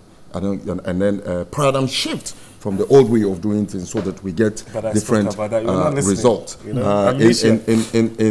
zeroing our argument to these two critical factors, old way of doing things, paradigm shift, in order to achieve different things and different results, we asked this president and then this government what it has done new since it has come to the office. We are seeing today the appointment of over 110 ministers, which is, I mean, to some extent, for lack of a better word, I would say upset, because you don't know what they intend to achieve with all these ministers. We take, for instance, the Ministry of Transport, when under the former administration was only one ministry. Today we have Ministry of Railway, we have Aviation, we have Transport, and many others. About 4 ministries that was all put together under one ministry under the John Dramani Mahama administration, and they perform wonderfully well. We can talk about the new airport, we can talk about the acquisition of several coaches, the STC, and many others that they've been able to do with one ministry. Today they have been divided into 4 and you don't see any improvement. So we are nowhere heading towards achieving the objective of Ghana Beyond 8. If we talk about aid, we need to even begin to ask ourselves what do we understand by aid. I was told that no country is an island, and for that matter we need the support of other countries to be able to move faster and so swiftly. In this attempt, what have we asked ourselves? In the area of technology, for instance, we will need support from other countries that have developed so much in technology to come support us, meet the objective of our technological gap that the president himself has highlighted. Are we saying that we don't need them? What preparation have we done to ensure that in our universities, most of the research that are today gathering dust in the libraries have been, used in a manner that would ensure technology is boosted in our economy? We've not done all this. We are asking ourselves, what makes it more difficult to believe this government and the president for that matter is that we go back just last year to ask ourselves. He said at 6 March 2016, that was, 17. 17, right. He said, we are going to build libraries in commemoration of our 60th anniversary. The committee that was put together confirmed that. I mean, they highlighted and showed that where they were going to build all those libraries. How many of those libraries have been built? This is a very basic question. Simple thing like a promise you made to Ghanaians, that a torch that was given to Asuma Nelson to go around the country and bring it back on the 6th March 2018 was not done. I mean, very, very simple things have not been done. So that if you continue to speak to us and tell us that this is what you want to do, this is what you are going to do, that is not why we voted you in government. We voted you in government to do things practically, change things, make sure that you live up to expectation and the promise you give to the good people of Ghana. You can't continue talking. It is rhetoric. I mean, and we cannot continue in this direction. You don't see anything driving at this Ghana Beyond 8? This country needs to be serious. I mean, I give him the opportunity once again. I mean, to use the next 15 minutes also to tell the good people of Ghana what, practical steps have been put down to ensure that we achieve this objective. There is nothing. I mean, they've come to talk. We've gone to think about it. There's the need. We tell Ghanaians something so that they will be excited. We've told them. We've gone back to say, I'm telling you the simple thing. Simple. How much does it cost to say that Asuma Nelson is going round with a torch to around the country to signify our 60th anniversary and then bring this country together and return it at the parade ground on the 6th March 2018. That they couldn't do. And you were telling me that you're going to do this. I mean, it takes rocket science to ensure that you live as a country beyond 8 in this environment that we live in. But it can be done. It can be done when we are honest, when we are forthcoming with the good people of Ghana,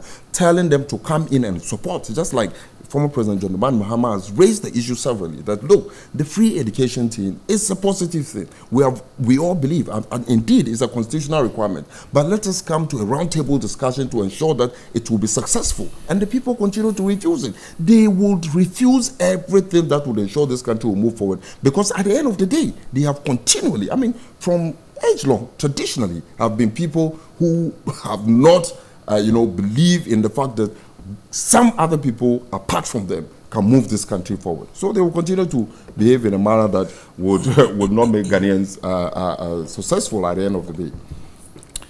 I'm grateful. Eric, do you have information as to the issue of the torch, which was promised to have come back yesterday?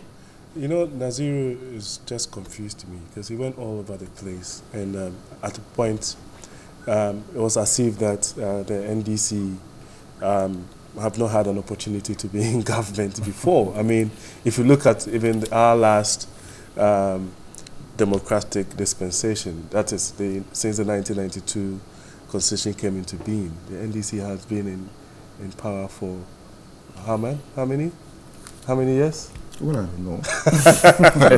You know, so and if people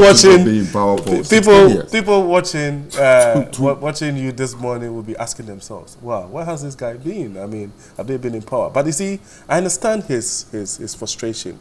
Naziru probably is the frustration of the good people Naziru of Ghana. probably supported none of the two past presidents that have come from the NDC, Professor Mills and and President John Mahama, and because they were actually in the outside looking in. I mean, his boss was the one who actually indicated that the NDC were parading Team B. Eric, I was asking. I don't know what you mean by boss, but you meant Eric, I was just asking a simple question.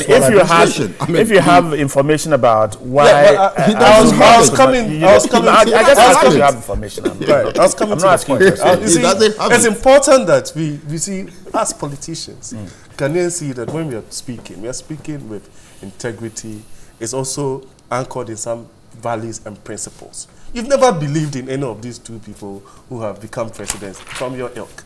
That is why he was even struggling to indicate clearly all these things that he was saying, waxing lyrical about this and that, what the NDC had done. Let me tell you, the three SHS, single-handedly, right, in the next decade or so, is going to transform this country. It's by virtue of the fact that 90,000, I'm not talking about 900, 19,000 or 9,000, 90,000 students, Ghanaians, Achims, Gonjes, Fafres, Ewes, Kotokolis, Gans, and everything, all over, have had an opportunity of free senior high school education, who hitherto wouldn't have had an opportunity to do so. You understand? And that, for me, is the single most significant thing that we can talk about today, apart from all the other things that government are doing. I'm asking him, all right, in the last two administrations that they've had, you should tell me exactly one thing that President Mills and President John Mahama will remember for. Let me tell you something. Under the erstwhile President Jakumbu's administration, we brought something called the National Health Insurance. When that thing was being passed in Parliament, his people, his ilk, walked out of Parliament. You understand?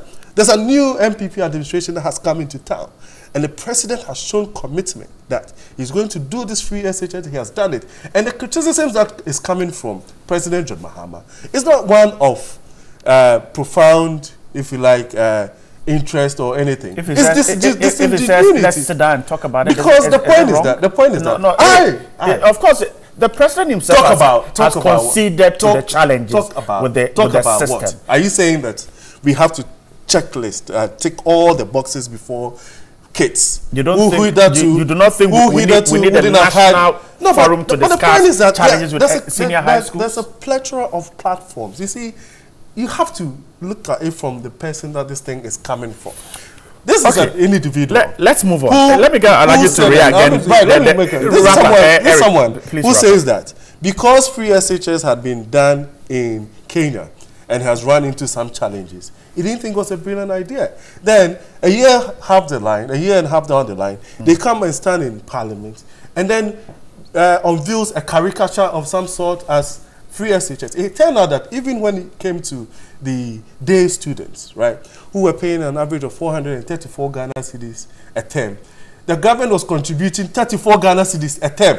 And they called that free SHS. No, Eric. And a new president. Eric, that is not factual. But that is factual. Day students were paying 25 cedis, 40 cedis, and not 400. No, under day students under the free senior high school, yes. Under President Mahama, under the progressive free please senior high school. go and check. Please go and check. But it's very important. Either 40 cedis or 45 cedis or 25 cedis. That's what I know. To state that.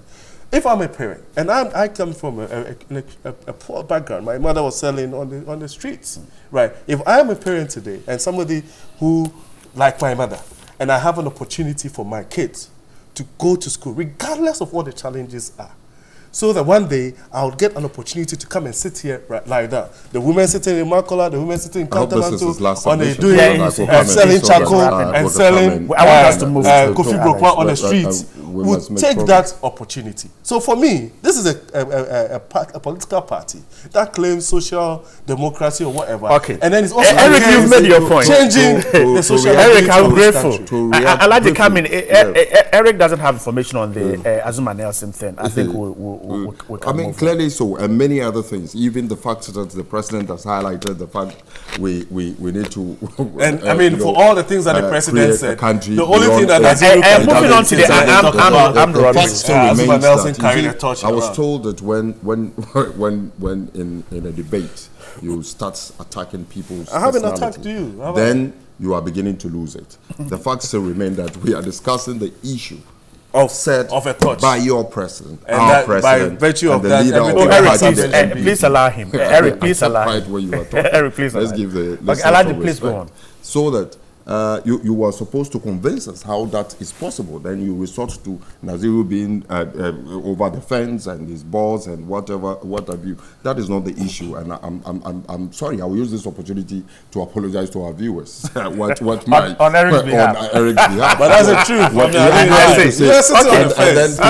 You see, there is a critical factor we need to talk about in this whole exercise, and it is very crucial. Anytime we want to speak, you know, the MPP would find a way to go back to the free education. But you brought it up. Good. Nobody is talking against it. It is very good thing. But then we should do it in a manner that would ensure that the country benefit from it. The young people we aspire to lead this country in the future get something positive out of it, not to jeopardize their education in the name of some free education kind of a thing. But at the end of the day, let us tell the president that his steps, bold step for that matter, at ensuring that we create a country that is beyond aid and then fend for ourselves whatever we need, contribute to the socio-economic development of our country by ourselves. We should do it in a manner that would ensure that he himself gives us a paradigm shift from the norm that we've had. Appointing, family and natives as ministers will not lead us to Ghana beyond aid, because it is going to make, other people lose confidence in contributing their quota to seeing the development of this country. I mean, making promises that you cannot fulfill. I mean, last year we were told that there's going to be a cathedral. The president commissioned the start of the project, just to come again a year after to commission now the design of that cathedral. I mean, if we want to get to Ghana beyond aid, are we going in a snail pace? The president says in a hurry. The Independent this morning says, I'll crush armed robbers. That's the president. He said that the recent spate of armed robbery in the country is totally unacceptable. President Akufo-Addo has said. He has therefore promised to work to ensure that Ghanaians are able to go about their daily duties without fear or panic. The president says, I want to make this clear. No miscreant will have the space to terrorize citizens and generate a sense of insecurity in our country. The police, he said, have the primary responsibility of maintaining peace and order. And he said the government is doing it and will do whatever it takes to enable the police discharge their duties effectively. And so some other papers are talking about some monies that will be released to the police service, and this is all in the fight against armed robbery. Let me begin the conversation once again with you, Eric. Now, this could be the kind of assurance we're waiting for. We've seen the IGP speak, the Interior Ministry has also spoken, the minister has spoken, and the President's commitment yesterday, or assurance yesterday, should give us hope that we are safe. Is that it? Yes, because if you reference the Constitution and even the Directive of Principle of State Policy, you realize that, I mean, it's a fundamental or a key component of what a state should be, and that every government should, or the state, should ensure that, and the President made the fact that its people are safe and secured, and there's peace in the country. So that is the responsibility of every government to ensure that that happens. But you see, you have to also situate the security issues in context. Whilst there's been, unfortunate though, a number of incidents over the last few months, it's important to look at it from a big picture perspective. I mean, I think that the President also made mention of the fact that, looking at the fact that we are increasing in population, people are becoming more sophisticated in terms of the arms and ammunition that they use, and the bravado and the brazen nature of these things. The President listed a few things that needed to be done. To one, retool the police service, to also recruit more people to be able to come into the service, and then also enjoin Ghanaians to also look at security in a more big picture perspective. I mean, the police is as good as the community that they exist in, that we all become sort of security conscious and able to help in that direction. I will also say that, and that's probably be my pet peeve, that even with the small numbers or with the current state of the police service, we need to be able to think outside the box a little bit and deploy our men in a manner, and with men and women in a manner that would be able to mitigate some of these things, right? And for me, that is something that can be done. I mean, not to criticize the police service, but I think that some of the methods probably need to be looked at, and then ensure that we have new ways of dealing with some of these things. For me, in terms of deploying men, we all know for a fact that some of these things happen in certain areas. We all know. You don't have to be a security expert to know where these things emanate from and the times and all that. So in terms of deployment, we need to think outside of the box, not be too binary in the way things are done, but so that we always keep the criminals and the miscreants, the President used the word miscreants, second guessing where the police will be. But I, for instance, if I drive through from here and going home, I can tell you everywhere there will be a police stop. And for me, it's not good enough. It's too predictable, right? So, I mean, if you have 10 vehicles, even in a certain part of the country, take all of them there, create a presence, spend 2-3 hours there, make the people feel secure. Nobody would know exactly where you be at any point in time, so that people would feel safe. But we have a personal responsibility ourselves to also ensure that happens. Okay, let me go Alhaji. The President's assurance yesterday, after all these robberies and the Interior Ministry and the rest, this should be heartwarming. Well, in his assurance, did he say he's disbanded the number of vigilante groups that his party has created? Did he say he's disbanded them? He's not said so. I mean, and that is one of the cause of the problems we are facing in this country. I mean, people have been emboldened, knowing very well that we can cause mayhem and say we belong to this political party. Leaders of that political party will come openly on TV and radio to support us and say that who dares touch us will see what will happen to him. I mean, to threaten no less a person than the National Security Advisor to the President. That do you know how these young people were made? Do you know how we came to power? And if you dare touch them, you would see what will happen to you, and nothing happened to those people. So people have been emboldened. They continue to do what they want to do. Nothing happens to them. So you see, the issue is very clear. You take what happened under the previous administration, where we will have what we call the police visibility. I was just recently, being informed that those vehicles that you see in the various roundabouts, at the various intersection, traffic lights, have many other communication equipment in them. They have cameras. They can code an area, and nothing goes within that area without their knowledge. I mean, they have a lot of things in those vehicles. Where are they today? We don't find them. So if you tell me you're going to do something, different, you're going to enhance and ensure that we are safe and not just talk, you have to do something about it for me to see. The good people of Ghana, you see, it is very important we tell the president and the MPP that, you see, Ghana Beyond Aid is useless. Ghana, free education is useless if the good people of this country cannot live in peace. Peace is a requisite to ensure that we can build on anything that we want to get. So if we don't have the peace, we are not getting anywhere. It is very, very, very important the president and this government does something immediately with regards to the current situation we find ourselves in.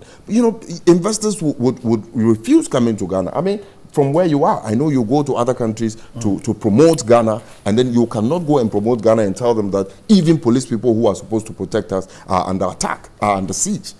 How do you expect them to come into this country with their money? They will certainly not come. So it is very important we deal with this security issue devoid of political coloration and deal with it as it is. Because when the criminals come, they don't come and ask who is NDC and who is MPP. They come and attack you and take whatever they want to take from you.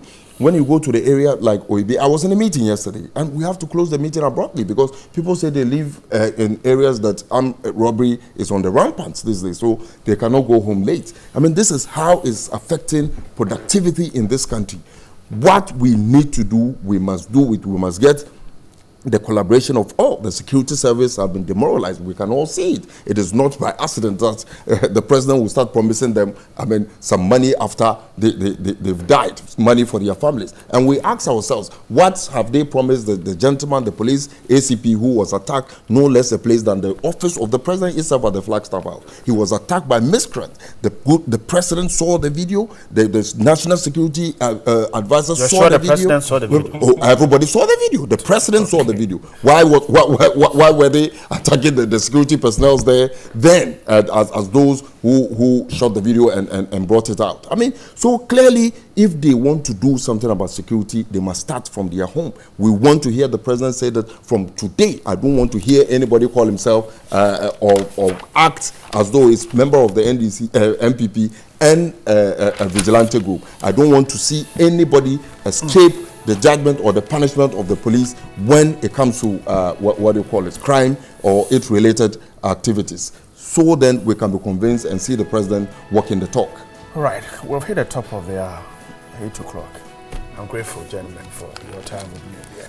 Eric Chum is a Deputy Chief Executive of the Ghana Export Promotion Authority. He's a member of the NPP. And Alhaji Mohammed Naziri is a member of the NDC's communication team. We're grateful you send your comment, but John is here to read them.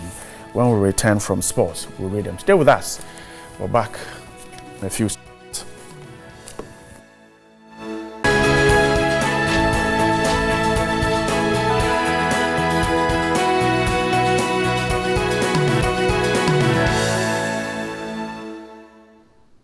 Welcome back. So, of course, there is an important disease that is lurking around in our country, and it has claimed the life of one person, sadly. But we have to talk about it so that you and I know how to prevent it and also how to keep ourselves from contracting this disease. We are talking about the famous Lassa fever, and I'm going to be talking to Dr. Borte. He's the Medical Director for HealthNet Medical Center. Good morning. Good morning. And as always, thank you for joining us again. But let's talk about Lassa fever because, oftentimes when these diseases break out, it's important to educate ourselves and also keep people, at bay to be at least safe and know that nothing will just claim their lives because at least they know how to identify it. So let's talk about Lassa fever. What is it? What causes it? Where is it even coming from in the first place? Thank you very much and good morning to your viewers. Lassa fever has been around for a long time, since the 50s or 60s. Firstly, in Nigeria, but it's quite kind of endemic in the West African region. And it's a fever that is gotten from rodents to human beings, and then from human beings to human beings. So when I talk about rodents, I'm talking about what we have in our homes as rats, or what we have in our bushes as rats. There are different types of rats. We have what in school we call ratus. Yes. There's also what we call the multi-mammate rat. The biological, or the name is natalensis, Mastomys natalensis. These rats come into our homes, and they come and display in the night when you are asleep. They come and move around, ease themselves, urinate on your stuff. Anything that attracts them into your home, into your kitchen, or if you get into contact with their products of excretion, that is to say that their urine or their fecal matter or feces that they have excreted, then you get into contact with the Lassa fever virus. So Lassa fever is actually caused by a virus that uses the rat as the vector, as the transport medium, and then the rat will not get sick. The rat will be fine. And then when they visit your home, they move on tables, they ease themselves, they pass urine, and then you go and you touch these surfaces, your utensils, your food, or maybe they get a chance to, even sometimes we put grains in our kitchens, they get a chance to move on these things. You will later have a contact with these materials or these utensils. If the rat that did the damage is infected with the Lassa fever virus, then definitely it would have been shed in its urine or its fecal matter. And you also get exposed. And when you get exposed, within 2 weeks or so, or 3 weeks, you are likely to incubate it for a while, and then you start showing symptoms. When symptoms start, death can ensue, and death can happen within about 2 weeks. After about 2 weeks, a person can die. If the symptoms are not noted with high index of suspicion that it could be Lassa fever, and usually we take in that, it's just any ordinary fever, that maybe it's malaria, is this, is that, is that. Everybody will say it's malaria because I have fever, I have body pains, I have headaches. The usual you see that thing. And then that kind of thing you hear. So people will be treating other things, and then it could rather be something else that high index of suspicion wasn't given to, and it could be Lassa fever. Right, but from what you're saying, is it the truth that for the symptoms to show, it actually takes a longer time? So maybe by the time they show, you're almost nearing death. Not necessarily. The symptoms will show within the incubation, or just after the incubation period. It will start showing. The only thing is that the delay comes from the person who is affected, or the person who is infected, or the people around him who would be taking. I mean, if you should have a flu, because it can come with flu symptoms as well. It can come with sore throat, and you say, go and get some lozenges and be swallowing and then be licking or sucking on. And these are some of the things that we do, and then the disease will end up itself in your systems, and it can affect actually almost every system in your body. There's something we call multiple organ dysfunction. It can then go into your kidneys, can go into your liver, even give you hepatitis, liver infections as well. So it is about a delay in seeking help, and also maybe the high index of suspicion on the other side of maybe the health workers, because if we all know that in Nigeria, where so many outbreaks have taken over 300 confirmed cases. I mean, these people go to the hospital staff get in contact with them, they touch them, they take blood samples, and if preventive measures are not put in place well, the person who is infected now is no more in the rat, is now in the human being. The person passes urine in the hospital, the person eases themselves in the hospital, or the blood samples are taken. All these things have become medium or media through which the infection can be spread. So health workers also are at risk. And therefore, if high index of suspicion is not seen at the other end, everybody else gets into trouble. Right. But you mentioned the fact that the vector is the rat. And in West Africa, in Ghana, for example, we tend to have many rats in the home. So what advice would you give our citizens to try and at least reduce the number of rats we have around and then ultimately maybe reduce Lassa fever? Yes, it's important because, you know, extreme hygiene is important here. Hygiene in your home, hygiene in your kitchen. Cockroaches can enter your kitchen depending on what you put there. You attract them to come. If your tables in your kitchen are clean, I mean squeaky clean, spiky, spanny clean, you know, I mean they are not likely to be attracted there. Okay. But when you leave food particles in your kitchen anyway, anyhow, before you go to sleep, you leave food open in the kitchen. These are things that will attract rats to come. Okay. And let's say you also have your bin, products that you want to throw away in maybe a bin in the kitchen is open. Okay. These are the things that attract the rats to come. Right. Or maybe even outside our homes, in the community we live in, what we call bola. We have rubbish dumps and things are dumped there anyhow. Things are not well disposed of, and then these rats get there, and then they latch on these, it attracts them to come. Right. I mean, they may just walk into your home. So we also say that even if you want to dispose something in your home, then let your bin be very far away from the home. Okay. I mean, in terms of the rooms or the kitchen. So if you are in the house, I mean, your bin should be somewhere far close to your wall. I mean, quite away. So even if rats will come directly into the bin, and then maybe they go away. Right. But essentially, what you can also do, I mean, this is where cats become an asset, you know. So if you have some cats around, evil. Yeah. I don't like cats and dogs, but at this point, if you can have a cat, at least the presence alone is like what we call, we used to call something police visibility. Right. Just like the policemen around. At least it prevents the criminals from coming around. So a cat is important. But essentially, if you wake up and you think that you've done all the squeaky cleaning stuff, it's also important that you wake up, still clean your tables with some form of antiviral, antiseptic, or these kind of detergent that we have, and make sure that your utensils are well washed again before you use them. The food that you have, if you are going to sleep, make sure that they are well covered. If it's possible to seal them, do so. Right. And even in the morning when you want to eat again, make sure that it's warmed, really, really warm. And again, it's about contact with the substance or the urine or feces of these animals.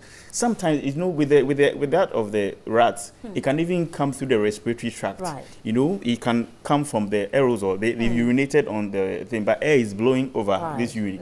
And the aerosols that we breathe in can actually also cause disease. So it's important that when you have, in this time of the outbreak, washing of hands thoroughly with soap and running water is extremely important. Where you can have the hand sanitizers and those things to help, it also comes handy. It's really, really important. Okay, so now I have identified, or I think I have Lassa fever. I walk to the health facility. What am I expected for them to do for me there? When you tell your symptoms that this is what I'm having, I mean, later we'll go into some of the symptoms. It's just generally like the body pains, fever, headache, nausea, vomiting. Sometimes the vomiters may contain blood, or maybe you may have diarrhea. It may also contain some blood, but not all the time. Sore throats, sometimes even chest pain, because these things, as I said, can be systemic. It can even go around your heart, cause what we call pericarditis, around your lungs, cause pleural inflammations and everything. So just say everything as you feel, and the health worker would maybe be able to say that, with all that is going on, have you been in any region where there was Lassa fever? Have you traveled anywhere like that? If the suspicion is there, quickly you might be isolated. Don't be offended, but it's for the good of all. So you be isolated, and then blood samples will be taken. These blood samples definitely will test it for the malaria and the typhoid and all those things. But when the suspicion is high, then that particular sample would have to be sent to another center where they do more detailed tests, PCRs, polymerase chain reactions, maybe at Noguchi, to see if there may be Lassa fever there. And with that, quickly management to be put in place in order that you don't have to die. Some would definitely survive. If it's seen early, everything is about early detection, and when management is instituted, quickly enough, a lot of people can survive with antiviral agents that we have. Those who survive may have other complications a little bit, that may include some temporary or transient hearing loss, transient deafness, but even that corrects with time. A few things about their gait, their walking, but these things they correct with time. It is important that we don't let people die because of Lassa fever. Very well. So finally, for me, what do you think the government of Ghana or the health system should do to support people? Because you and I know that a lot of people are going to turn up with fevers. They're going to turn up with the various symptoms you've mentioned, and not every one of them can be treated as Lassa fever, even if the index of suspicion is high. So what do you think the advice out there is for the Ghana Health Service? Because they have that task to try and control the situation. Well, what I know they usually do when there's any outbreak is that they send circulars to all the health facilities. I mean, to give what we call case definition of a particular outbreak. So if it's meningitis, say case definition for meningitis. If somebody comes with a temperature of 38 point something, so these are the things that should make you suspect, because we are in a time like this. So usually they send circulars around and then we've seen them on social media as well. When there's an outbreak somewhere, we are told. What the Ghana Health Service will do is this one, and they also make sure that there's a lot of protective equipment at the health facilities for the health staff, also isolation units to be able to isolate the people, and also the extreme or the high public education, as we are doing, that everybody should be aware that in this case, prevention is better than cure. I mean, if you look at the case in Nigeria, so many people have died. Over 300 confirmed cases, quite a number have died.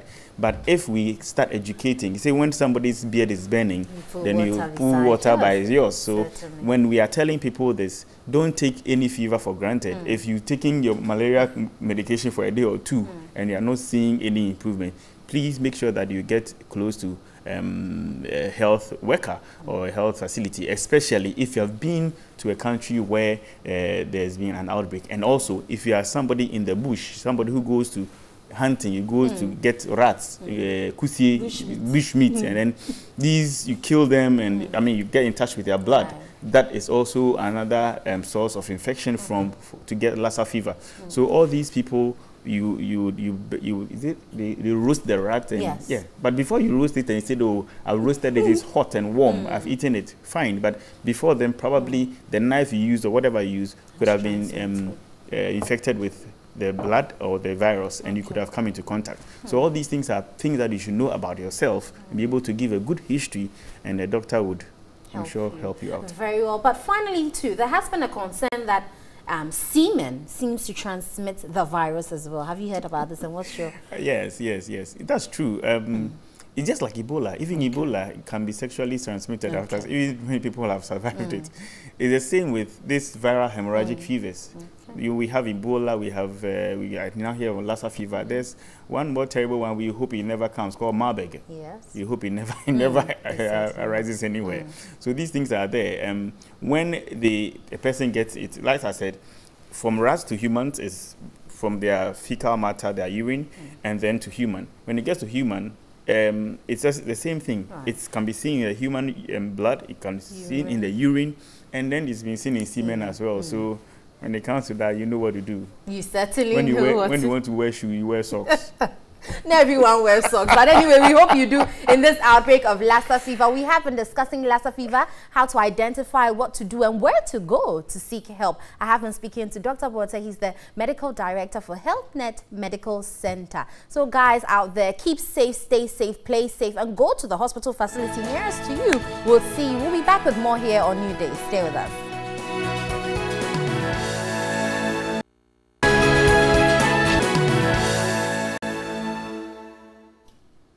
Welcome back. Oftentimes, women's names are mentioned in light of the fight for independence and many other things Ghanaian women have done to make Ghana a better place. But we also forget the women who, in their own rightful place, are playing a small contribution to make Ghana work. Enyonam AEC is armless, but despite this, she doesn't see it as an inability, but has charted the course and delved in her small way to make what she does good. She is a teacher.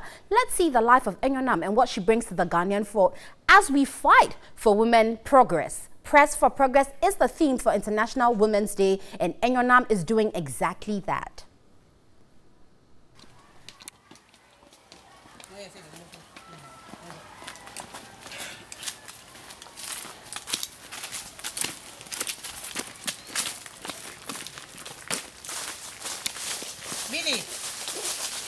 It's 6 a.m. and Enyonam has already started her usual daily routine. She takes her 2 biological and 1 adopted son to school before heading straight to the market to buy food items needed for supper.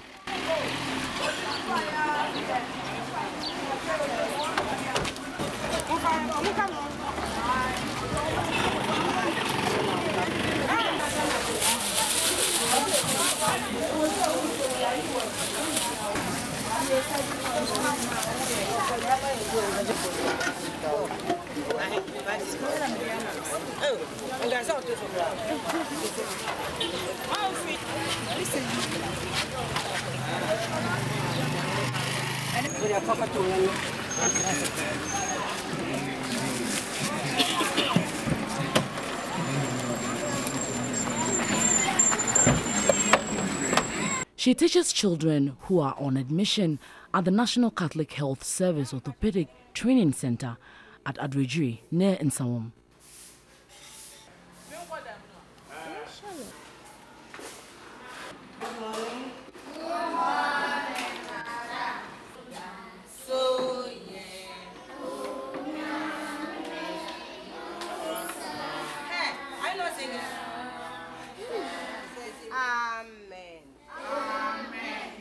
She was reposted from the Adredri Catholic School, where she had been teaching for 17 years. This is her 6th month with these children, but she is already a source of inspiration to them. She teaches students patience in classes 1, 2, and 3.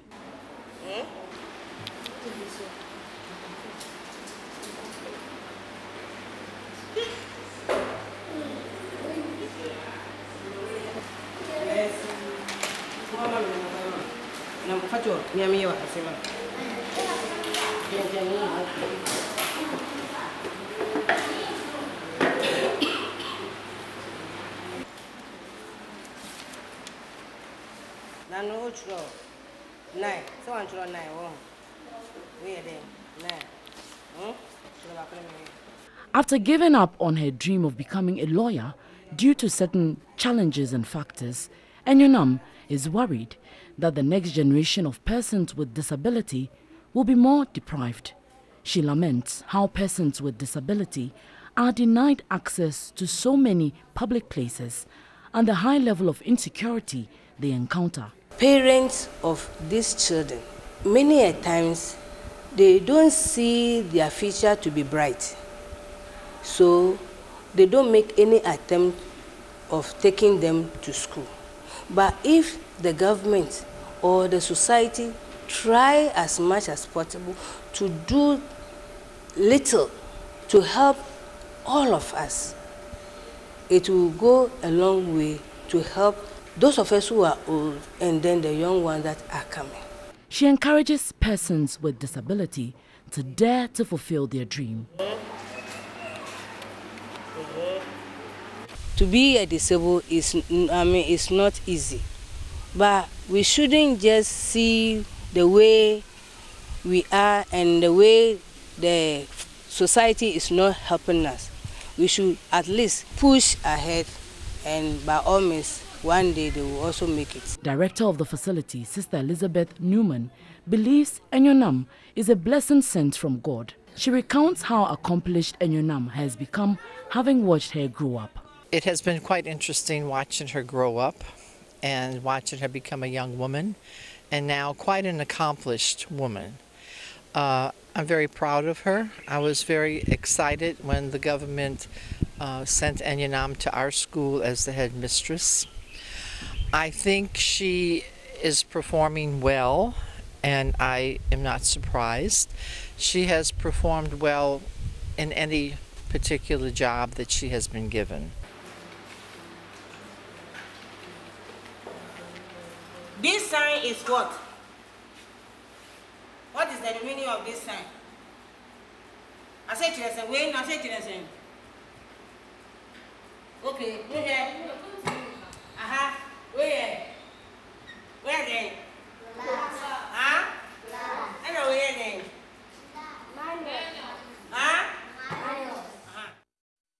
And kudos to Enyonam. They were so proud of you. And that should be, I mean, something to those on the streets begging. Some of you have arms, you have legs, but you decide to beg. You can certainly go out there and do some work that will bring you money to feed your home and family. And ahead of the International Women's Day tomorrow, I think that these are the women we need to celebrate. Not just the high and mighty, you know, those in positions of authority, but these are also the people we need to celebrate. Like that young woman out there who has employed over 50 people and is helping to pay. At least those contributions I want to celebrate female entrepreneurs like Juliet Gau of Gasok and Yvonne Akowa of Pudding Masters and Joyce Owusu of Purple Trends and Eduamini of Eduamini. You know, they're doing very, very well. As John is giving you credits like that, you know you have to feed him now. No, I mean, no confused. Anyway. But happy birthday to Mavis Ama Boahima or Boatima Jima. It's your birthday today.